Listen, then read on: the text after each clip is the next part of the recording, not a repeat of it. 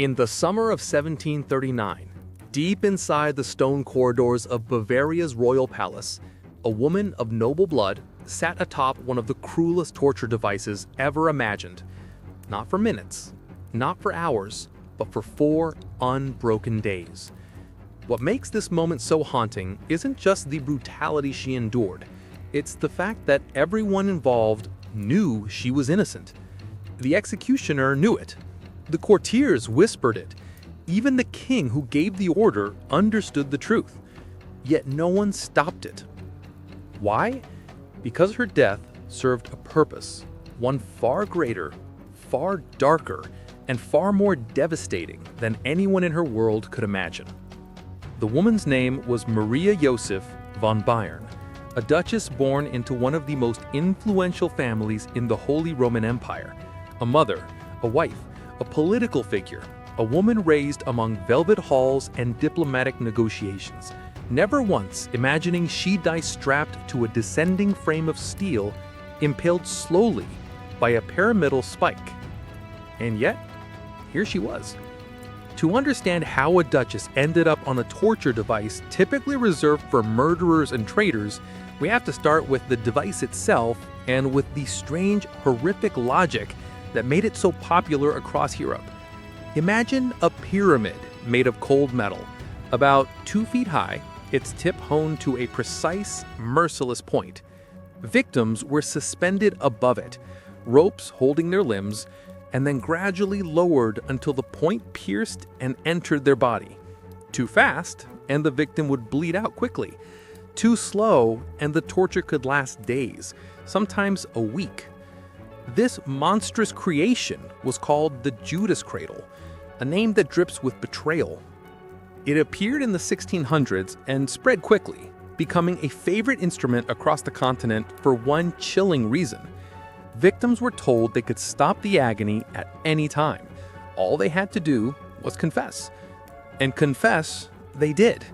Whether the confession was real, coerced, or completely fabricated didn't matter. The written words were all the authorities cared about. But Bavaria clung to this torture method long after other regions began questioning its legitimacy. Enlightenment ideas were rising. Philosophers and reformers were pushing Europe toward reason, fairness, and legal restraint. But Bavaria remained stubbornly attached to its old judicial rituals. And that stubbornness was about to create a catastrophe. Because the last person ever recorded to die on the Judas Cradle wasn't a murderer, a traitor, or a criminal of any kind. She was a duchess accused of a crime that, in any other circumstance, wouldn't have warranted even a day in prison. But this accusation was different. This accusation involved power, politics, jealousy, and a carefully crafted set of lies that could topple a kingdom if left unchecked. Maria's story begins decades before her torture. Born into privilege, she married Duke Ferdinand of Bavaria when she was just 16, an expected arranged union that strengthened alliances between powerful houses. Over the years, she gave birth to 3 children and performed every duty expected of a noble woman: diplomacy, charity, public representation, and unwavering loyalty to her husband's reputation. Which is why, when the Bavarian court accused her of adultery, the entire palace shook. In 1739 Bavaria, a noble woman accused of infidelity wasn't simply violating marital vows. She was challenging the legitimacy of her children, the heirs to titles, estates, and military power. If a duchess strayed, she didn't just betray her husband, she threatened the integrity of the bloodline itself. And that was considered treason. Treason demanded punishment, brutal punishment. But Maria's situation was far more complicated than a secret affair. Because when her trial began, the evidence against her appeared overwhelming. Dozens of handwritten letters, intimate, explicit, incriminating, between Maria and a man who should have been the most loyal servant in their household, General Klaus von Sternberg, her husband's most trusted military commander. The letters describe clandestine encounters, whispered confessions of passion, even plots to poison her own husband. They were written in Maria's handwriting. They carried her personal seal. They looked perfectly genuine. When she saw them in court, she went pale. Yes, she had written to von Sternberg before, many letters in fact, but they were strictly appropriate communications, requests for updates from the battlefield, news about her husband's campaigns, polite social correspondence, nothing more. But these letters, they were foreign to her, alien, sinister, and yet the handwriting was a perfect match. She denied everything. She swore on her children's life that the letters were forged. The court didn't care. On June 23, 1739, she was taken to the palace's underground chamber, beneath the very building where she had lived for nearly 2 decades, and placed above the Judas Cradle. The executioner asked one question: "Do you confess to adultery with General von Sternberg?" Her answer was a resolute, trembling no. And so, they lowered her onto the pyramid. The pain was immediate. It ripped through her body with surgical precision. Every movement deepened the agony. Every muscle tremor pushed the metal further inside her. Still, she refused to confess. An hour passed, then 2, then 3. For 6 relentless hours, she endured pain beyond imagination. Yet her answer never changed. So what finally broke her? Why did a woman who survived 6 hours of torture suddenly confess to treason? The answer is the darkest part of the story, and the part that would be hidden for more than 150 years. Because Maria wasn't defeated by the Judas Cradle. To uncover the truth of Maria's downfall, we have to shift the spotlight away from the torture chamber and onto a man whose shadow loomed over Bavarian politics, Count Heinrich von Lohenstein, Chancellor of Bavaria, advisor to Duke Ferdinand, and one of the most dangerously ambitious men in the kingdom. Von Lohenstein had a problem, a very big, very expensive problem. General von Sternberg, the man accused of being Maria's lover, had stumbled upon something that should have never come to light: evidence of massive financial corruption within Bavaria's administrative accounts. Tens of thousands of florins missing, money flowing into pockets it shouldn't have. Every trail led to von Lohenstein.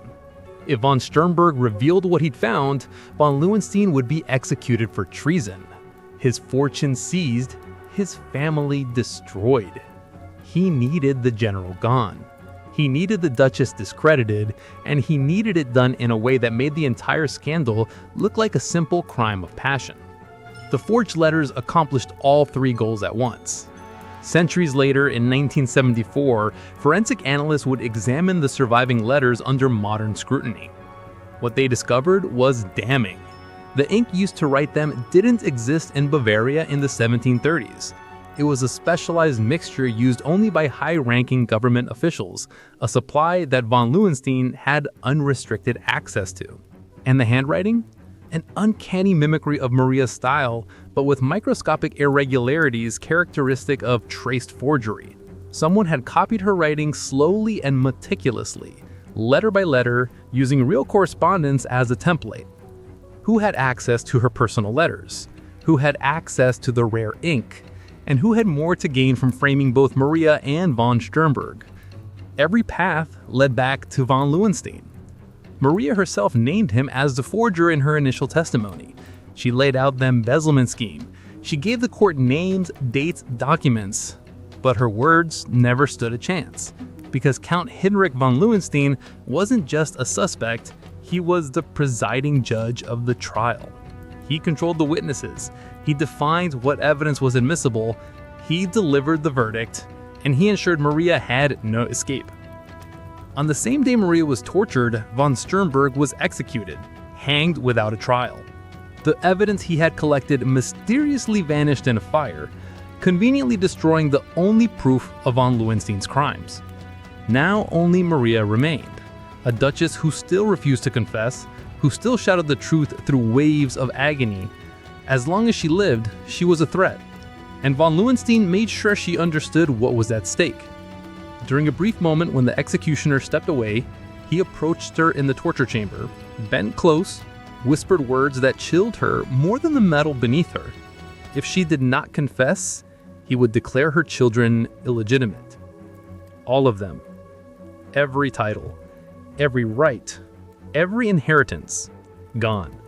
In 1739, illegitimacy was a social death sentence. A child labeled a bastard could not inherit property, could not marry into nobility, could not hold political office. They were stripped of their identity, their status, their future. Von Lohenstein held that power, and he was willing to use it. Forcing Maria onto the Judas Cradle had failed. Torture had not broken her, but threatening her children did. She confessed. Not to save herself, not to concede guilt, but to protect her children from a lifetime of ruin. But von Lohenstein wasn't finished. Under normal circumstances, a noble woman who confessed to adultery would be spared. She might be exiled or imprisoned, but execution, especially by torture, was almost unheard of. If Maria lived, the truth could resurface. Someone could believe her, someone could investigate. And so the chancellor issued an unprecedented order: torture her to death. No questions, no trial extension, no final appeal. Just 4 days, 96 hours of deliberate, uninterrupted agony. The executioner, Jörg Mefeser, documented everything in his private journal. He was horrified by the command, yet bound to carry it out. He described the stimulants he was told to administer to keep her awake, the careful ways he was instructed to reposition her body so the torture wouldn't cause organ failure too quickly. He wrote that everyone knew she was innocent. Everyone. But the orders were absolute. On June 27th at 3:47 p.m., Maria Josepha von Bayern died, still impaled on the Judas Cradle. Mefeser recorded her as the 312th person killed by the device, and he prayed she would be the last. Hours later, just 6 hours, an urgent decree from Duke Ferdinand arrived to halt her execution and reopen her case. He'd realized too late that something was terribly wrong. A messenger delivered the order. The executioner told him the Duchess had died earlier that afternoon. The messenger collapsed in grief. He said, "I rode as fast as I could. It wasn't fast enough." But the consequences of Maria's death were only beginning. Within a day, Munich exploded in outrage. People demanded answers. How could a duchess be tortured? Why was her execution so prolonged? Why wasn't she given the mercy of a noble death? And most importantly, what were they trying to hide? The truth was about to burst into the open. Truth that would shake the foundations of Bavarian law, topple a powerful politician, and ignite a legal revolution that rippled across Europe. Because Maria's death wasn't just another tragedy. It was the spark of a transformation. And the person who would ensure that transformation happened wasn't the reformer or a philosopher. It was a 12-year-old girl named Elizabeth, the daughter Maria died to protect. Before chemical forensics or microscopic handwriting analysis, the investigators still found damning clues. The wax seals, though expertly shaped, used a resin blend not common among Bavarian aristocrats. Some letters used phrasing that Maria never used. Certain stylistic patterns appeared only in the forged letters, not in her genuine correspondence. Most damning of all, multiple servants reported that von Lohenstein had visited the ducal archives alone a week before her arrest. Piece by piece, the illusion unraveled. The final blow came when Ferdinand read Maria's secret letter, the one she wrote on the day of her torture. Discovered 2 centuries later, hidden inside a convent wall. Though he never saw the original, a copy of its contents was given to him by the Mother Superior. In that letter, Maria named von Lohenstein outright. She described how he'd whispered threats against her children in the torture chamber. She explained that her confession was a lie, one she knew came knowingly, as the only way to preserve her children's inheritance and future. The truth shattered Ferdinand. The woman he had loved since he was a teenager had been destroyed by a man he himself had empowered, and he hadn't been there to stop it. He hadn't even questioned it. Grief quickly turned to fury. On July 15, 1739, just 18 days after Maria's death, Count Heinrich von Lohenstein was arrested on charges of embezzlement, fraud, and judicial murder. Bavaria held its breath. Citizens gathered by the thousands in Munich's main square, expecting a public trial, a reckoning, perhaps even an execution to match the brutality Maria suffered. But von Lohenstein was no fool. For years, he had amassed not just wealth, but secrets, dangerous secrets about the nobles, generals, and political families who relied on him. Secrets that could ignite scandals, topple dynasties, or start wars. Those secrets now protected him. Instead of facing trial, von Lohenstein negotiated. Powerful allies intervened. Quiet meetings were held behind locked palace doors. And the outcome was not justice. Instead, the official record declared that von Lohenstein was stepping down due to health concerns. He was quietly exiled to Austria, his wealth untouched, his estates intact, his family unharmed. He lived comfortably for the rest of his life. Maria died in agony for a crime she didn't commit, but the man who murdered her walked free. This grotesque imbalance didn't sit well with the Bavarian public. The riots intensified. Crowds filled the streets, shouting her name, demanding answers and accountability. Newspapers across Europe spread the story, horrified by the torture of a duchess and the corruption that caused it. And soon, the outrage grew to something far greater than Bavaria had expected. The Enlightenment movement, already simmering across Europe, grabbed hold of Maria's case like a spark falling into dry tinder. Philosophers cited it as the ultimate example of the barbarity of judicial torture. Writers debated it, thinkers protested it. Voltaire referenced it directly. Cesare Beccaria used it as evidence in On Crimes and Punishment, the influential text that argued against torture and capital punishment. Maria's story exploded across Europe. Reformers looked at her death and said the words courts had avoided for centuries. This must never happen again. On March 12, 1740, barely 9 months after her execution, Bavaria became the first German state to abolish judicial torture. The official decree did not name Maria, but it didn't have to. Every citizen knew why the law had changed. Other nations followed. Prussia banned torture in 1754. Austria did the same in 1776. France finally abolished it in 1788 on the eve of revolution. The dominoes fell one after another. Maria's death had become the catalyst for a transformation that swept Western civilization. But while Europe changed, one young girl was still learning to live with the loss of her mother. Her name was Elizabeth, and she was far from done fighting. Elizabeth von Bayern was only 12 when her mother died. She wasn't told the details at first. Children of nobility were often shielded from political ugliness, wrapped in careful stories about illness or sudden accidents. But Elizabeth was not a child who accepted half-truths. She asked questions. She demanded answers.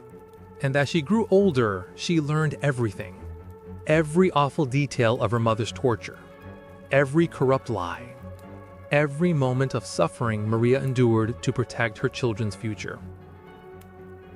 When she was 18, the Mother Superior at St. Catherine's Convent finally gave her the letter Maria had written on the day of her torture. The letter Maria never knew whether her daughter would ever receive. Elizabeth read the words alone, and when she finished, she didn't weep. She made a decision. If her mother had died to preserve her life and status, Elizabeth would use that status to make sure no one else ever endured what Maria had suffered. Over the next decades, Elizabeth rose through Europe's political circles with quiet but formidable determination. She eventually married into the House of Saxony, becoming Princess Elizabeth of Saxony, which gave her access to diplomatic networks, scholars, and reformers. At a time when women seldom held political influence, Elizabeth carved out her own form of power, through patronage, alliances, and relentless advocacy. She funded researchers to gather every surviving document related to her mother's case: court transcripts, servant testimonies, financial records, letters from Vienna, even a fragment of the Ford's correspondence.